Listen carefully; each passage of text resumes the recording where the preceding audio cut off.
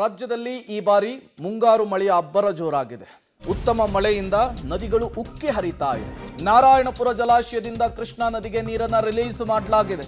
ಕೃಷ್ಣಾ ನದಿಗೆ 1,35,000 ಕ್ಯೂಸೆಕ್ ನೀರನ್ನು ಬಿಡುಗಡೆ ಮಾಡಲಾಗಿದೆ. ಬಣ್ಣ ಬಣ್ಣದ ಲೈಟಿಂಗ್ಸ್ ಅನ್ನು ಅಳವಡಿಸಿ ನೀರನ್ನು ರಿಲೀಸ್ ಮಾಡಿರುವಂಥದ್ದು ನೋಡುಗರ ಕಣ್ಮನವನ್ನ ಸೆಳೀತಾ ಇದೆ.